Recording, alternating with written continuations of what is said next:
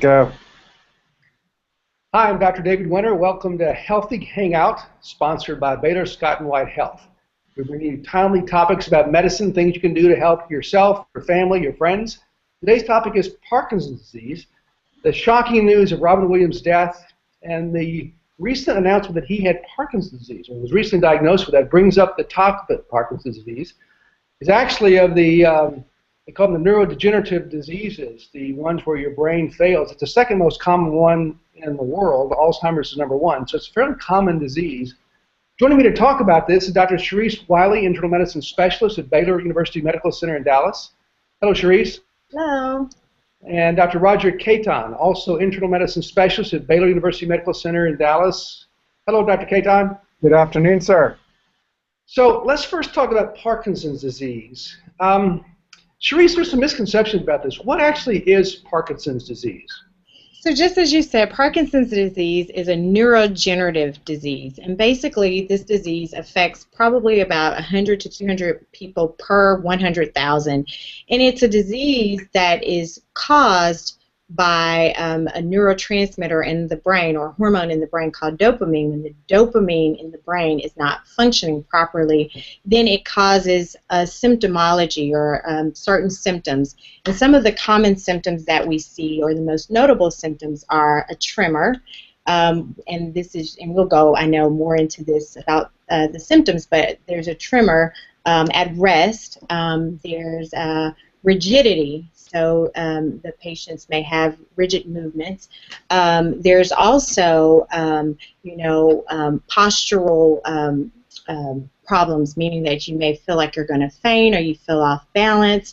And these are some of the, most common symptoms. And then we get into more of the depression and psychosis. Those are also symptoms of Parkinson's disease. And when we say neurodegenerative, that means that it can start at one point and the disease process usually progresses throughout the course of the disease. We really don't know what causes it. We say in medicine the etiology. We're not sure about the etiology. There are treatments to slow the progression, but again, everyone's different. We don't know how the disease may progress in one person or another person, but it's important to identify this disease process and distinguish it from other disease processes that can occur. You're exactly right. We don't know what caused it, except in some rare instances. It's been linked, for example, to pesticides. Yes. The article says that, it's more common in rural areas because we think pesticides from farming get in the water supply that can cause it. So that's a link. Yes. Trauma. Yes. Many people think that Muhammad Ali got it from being punched in the face too much, so that's a potential leak. Sure. Agent Orange has been linked with it, so those are all rare examples. I bet 95% of what you and I see, we do not know the cause of that. Right. Roger, now talk about how you diagnose this. For me, there's three main things: the tremor, the stiffness, and then the balance. Is that what you kind of think of, Dr. Caton, when you try to diagnose Parkinson's disease? Yeah, just like Sharice and you were both saying, it's a category of neurodegenerative diseases similar to Alzheimer's, and it's more symptomatology or classic symptoms. And unfortunately, it's usually the tremor that brings the people in. They'll say, hey, Dad's not doing so well, and it usually occurs for most people in Parkinson's in your 50s to 60s.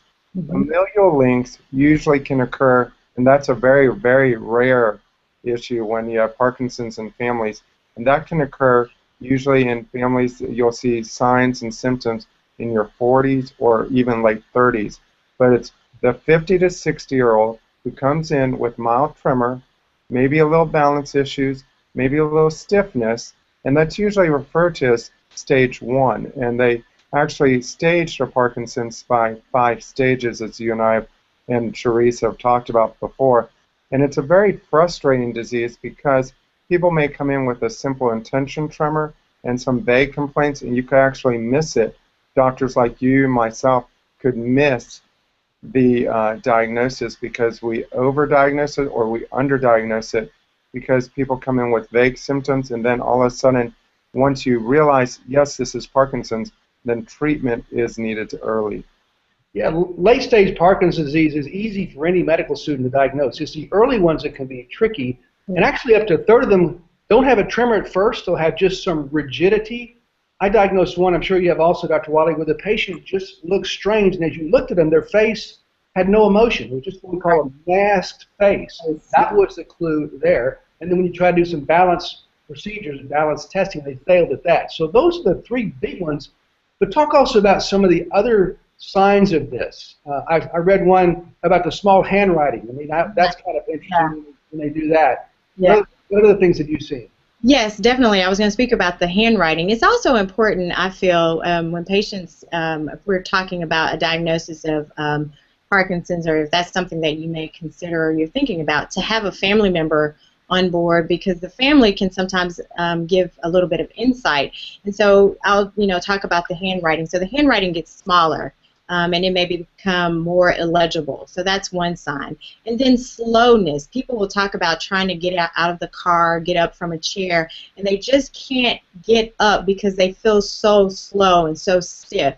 So that's another, complaint that people will talk about. And we talked about the dizziness. So they may fall. That may be another common complaint. And then sometimes, and I've even had a patient to complain of this, they say, Dr. Wiley, I don't necessarily feel like no one can see me tremor, but I feel tremulous on the inside. And so there may be like a tremor that starts before you can actually see the tremor. The tremor is usually on one side. And again, we talked about it usually occurs at rest. And so that sort of distinguishes it from more of a benign tremor that we usually see when you try to do things. So, that's sort of the early signs. And then later on, and I know we'll get in more about this, some of the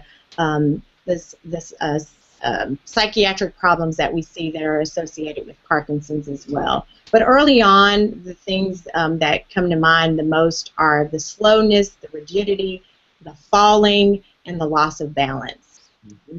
And taking it back to Robin Williams now, there are indeed typically in late-stage Parkinson's some behavioral issues. Yes. For example, sometimes confusion, psychosis, dementia. Right. But those typically are much, much later. So yeah. in Robin Williams' case, I wouldn't think that was from Parkinson's. Now, sometimes that diagnosis can make you depressed. Right. I wouldn't think that would be a part of the disease itself. Would you agree with that? I would agree. I think his was more multifactorial. I was actually reading a little bit about his case, and I think he suffered from depression and maybe even some substance abuse. And I think compiling that on with Parkinson's, as you said, either the disease process or even maybe, maybe in part the disease, because it's compiled with the other, symptoms that he had going on, may have, caused, the severe depression that he suffered at the end of his life. When we say late-stage Parkinson's, we're talking about decades later, 20 years, even longer later. And the best example of that is Michael J. Fox. He's had that disease for, I'm guessing, 25 years or more. Yeah, he's had it on television. So this disease can actually progress very, very slowly. Dr. Keaton, what do you do to treat this? So how can we help folks that have Parkinson's disease to slow the progression of the illness? Well, the number one thing to do, because Parkinson's is related to dopamine, is the number one medication is called levodopa. But there's a combination drug out there because levodopa unfortunately causes a lot of nausea on an empty stomach. So we use a combination drug called levodopa with carbidopa called Sinemet. And usually what I always was taught a long time ago is you titrate up the Sinemet to help them with their motion. And so you keep giving. You start at like 25, 100, but you can go up to 50, 200, 4 times a day. Because of those dopamine depletion, the more you give, sometimes they do better with their symptoms. Once they get to that late stage, and you, I, Sharice, all have patients who've been on hospice, and I see my patients at their home during hospice, and this is very close to home because on the same day Robin Williams died, one of my patients' husbands died, and I was at home with them for the end stage of Parkinson's. And it was very different from Robin Williams, as you all said. Robin Williams was in the early stages. Michael Fox has had the diagnosis for a long time, and with the medicines of Sinemet, he's done well, as well as with another medicine called roprinol, R-O-P-R-I-N-O-L-E, or known as Requip, has also been shown by some researchers to be very successful. And there are other meds out on the research end, but nothing has been trialed yet or been shown to be efficacious by FDA. So I think it's very important to get an early diagnosis because you can live a very nice life with it. But once you're getting the end stages, stage 4 or stage 5, where you get the difficulty with the speech, difficulty swallowing, the classic medical student diagnosis of Parkinson's, then you need the help of a palliative care service or a hospice, and that's when it's really difficult on families. Let's emphasize early on how good this treatment is. I've got 4 or 5 patients with Parkinson's disease on medication. You can't tell they have it. Their friends sometimes don't even know they have it. So sometimes these early symptoms can go away completely with good medication. So the drugs are very effective right now. Dr. Wiley? Yes, I agree. The drugs are very effective. One thing also that I'll comment about, and I don't know, in my practice, I've not had any patients to have this procedure, but you know, as we know, as the patient progresses, progresses in the disease process, there can come a time where the medication is not as effective. And one thing that they have in the literature is the deep brain stimulation. I've never seen that. I don't know how commonly that's practiced. Can you guys speak about that? Is that something that you guys have seen done? I've talked to a couple patients about that procedure, and they say, "You're going to do what to my brain?" No, no, no, not to me. So it sounds pretty scary. It has some pretty significant side effects, but I think it's sort of like one of the last resorts if the medication is no longer working and the disease has progressed, or there's some people, unfortunately, who are actually resistant. The medication, levodopa, carbidopa, doesn't work, and so I think it's, kind of reserved for a last resort, for treatment. Yeah, indeed, I agree with that. They also talk about how do you prevent Parkinson's disease? Well, there's an article that says that drinking coffee regularly can slow the chance of getting that. What do you think about that, Dr. Caton? Well, it's really funny you asked because one of my patients asked me if caffeine or is it coffee specific, and the only thing I could find on that was it was coffee. It did not say anything about caffeine specific, and it also said that 1 cup of coffee a day is actually healthy for you. Yeah. So it was a very limited study. I've told people everything in moderation always is a better sign than in excess or very little, but coffee is supposed to help. Bran diets, legumes, or like vegetables were supposed to help. They had a whole list of different dietary issues that they thought would help Parkinson's, but there's no one true diet fix to help prevent Parkinson's. We all have to watch out for our other side effects, like if we have heart disease risk, diabetes, etc. So eating healthy is always a good thing. Coffee, I think, is a great idea. If you want to drink 1 cup a day, fine with me. And let's clarify this tremor, because tremors are common, and most tremors are not Parkinson's disease. Parkinson's is specific. It occurs when you're at rest. Usually your hand kind of going like this. They call it a pill rolling tremor. When you ask them to do something, touch your nose and touch my finger, the tremor goes away in Parkinson's folks. And folks with a common tremor, it gets worse when you try to put the pressure on them. Come on, get it faster, faster. They get shakier and shakier. Parkinson's gets better. Then when they're at rest again, the tremor comes back. And so I often see folks say, I'm worried I have Parkinson's disease, and that distinction helps me convince them that they don't. Dr. Wiley? I'm sorry. Did you comment? Did you say Wiley? Yeah. Oh, okay. I'm sorry. It went out. 1 second. Yes, that's exactly right. Patients come in all the time with a lot of concern of whether or not they have Parkinson's. I think, if they have a tremor, that's what they're thinking. And sometimes I'll just go ahead and dispel it for them as well. I do the same thing in my practice. In addition, I'll ask, some more specific questions. But one thing to note, in Parkinson's patients who we do know that have Parkinson's, the tremor usually will get worse, I think, on the side that it starts. So that's, one thing to sort of distinguish. But usually, as you said, at the early onset, it's usually one side. It happens when they are attempting to do, at rest, and when they attempt to do things, then the tremor goes away. And patients are reassured, if we're able to help them with that, quick distinguishing factor. And I think another point to make is that patients always want to know, what tests, are there any tests that you can do to determine whether or not I have Parkinson's? And when they say tests, they mean either laboratory tests or imaging tests, where there's no specific laboratory test. There's not anything that we can test in the blood neither is there an image that will tell us that you have Parkinson's. Some of the imaging may be helpful in distinguishing some other type of neurological diseases, but it does not actually help with the diagnosis. But the clinical exam is the most important. So, I encourage our patients that if you do come in with symptoms, it's important to note these symptoms, sort of note or pay attention, document what's going on. So when you talk to the physician, you can tell the physician, all of the concerns that you have. In addition, we'll do tests, provocative tests, just as you sort of described in the office to help determine Parkinson's from, an essential or resting, or intentional tremor, but non-tremor. And let's help also families and patients who have Parkinson's as well with this concept of hallucinations. I've certainly seen that it's almost always medication. If you back off of the medication, that gets changed. So if Parkinson's patients have those facts, you just get back with their doctor. That's not a part of Parkinson's. Typically, my experience is a part of the drugs. Right. And Dr. Caton, this dementia thing also, I've got a lot of Parkinson's patients, and they are sharp as a tack. And dementia is more common in those folks in later stages. They say 2 to 6 times more common, but it's not necessarily a part of Parkinson early on, has been my experience. Have you seen that, Dr. Caton? I agree completely with you that the younger, when they get first diagnosed, there's not a mental issue or hallucination issue, and the Cinnamon does a really nice job.